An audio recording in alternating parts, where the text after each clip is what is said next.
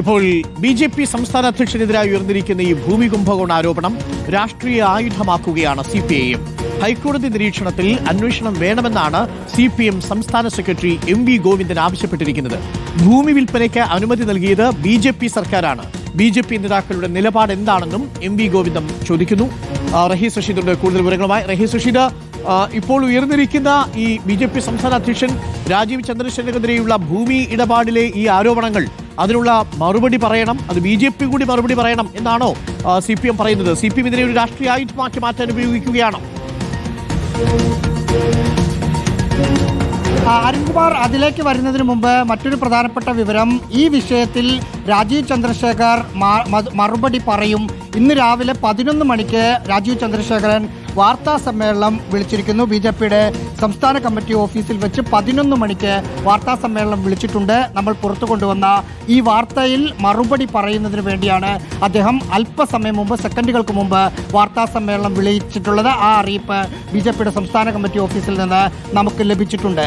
രാഷ്ട്രീയമായി തദ്ദേശ സ്വയംഭരണ തെരഞ്ഞെടുപ്പ് നടക്കുന്ന പശ്ചാത്തലത്തിൽ ഇത് സജീവമായി നിലനിർത്താനുള്ള ഒരു തീരുമാനം തന്നെയാണ് CPIM എടുത്തിരിക്കുന്നത്.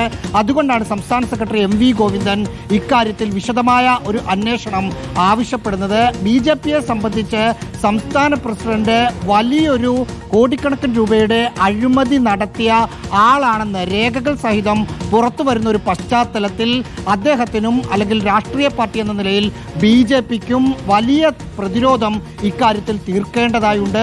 അവരെ സംബന്ധിച്ച് പറയാനൊന്നുമില്ല എന്നതിൻ്റെ ഉദാഹരണമാണ് അദ്ദേഹത്തിൻ്റെ ഫേസ്ബുക്ക് പോസ്റ്റ്. എന്ന് മാത്രമല്ല, ഇന്നലെ ബി.ജെ.പിയുടെ സംസ്ഥാന സെക്രട്ടറിമാരായ അനൂപ് ആന്റണി, S സുരേഷ്, PK കൃഷ്ണദാസ് അടക്കമുള്ളവരുമായി നിരന്തരം സമ്പർക്കത്തിൽ ആയിരുന്നു രാജീവ് ചന്ദ്രശേഖരൻ ഉണ്ടായിരുന്നത്.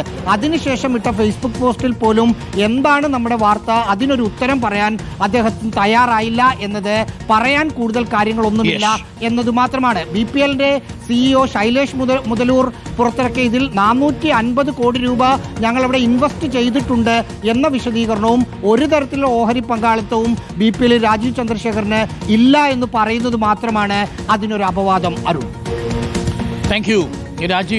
രാജീവ് ചന്ദ്രശേഖർ 11 മണിക്ക് മാധ്യമങ്ങളെ കാണും. ഇപ്പോൾ ഉയർന്നിരിക്കുന്ന ആരോപണങ്ങൾക്കുള്ള മറുപടി പറയുകയും ചെയ്യും. ഇപ്പോൾ CPM അതിനെ ഒരു രാഷ്ട്രീയ ആയുധമായി തന്നെ മാറ്റിയിരിക്കുന്നു. രാഷ്ട്രീയമായിട്ടുള്ള പ്രതികരണങ്ങൾ കൂടി നമ്മൾ അറിയേണ്ടതാണ്. ഏറ്റവും പ്രധാനപ്പെട്ട ചോദ്യം ഇപ്പോൾ ലോകായുക്തയിൽ ആ കേസിന്റെ സ്റ്റാറ്റസ് എന്താണ് എന്നുള്ളതാണ്.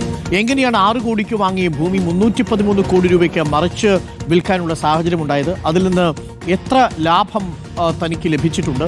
ഈ വിവരങ്ങളൊക്കെ നിയമസഭയിൽ ഉന്നയിച്ചപ്പോഴുള്ള മറുപടി എന്തായിരുന്നു? ഇത്തരം ചോദ്യങ്ങൾക്കുള്ള മറുപടി, വ്യക്തമായ മറുപടി BJP സംസ്ഥാന അധ്യക്ഷനിൽ നമ്മൾ പ്രതീക്ഷിക്കുന്നു.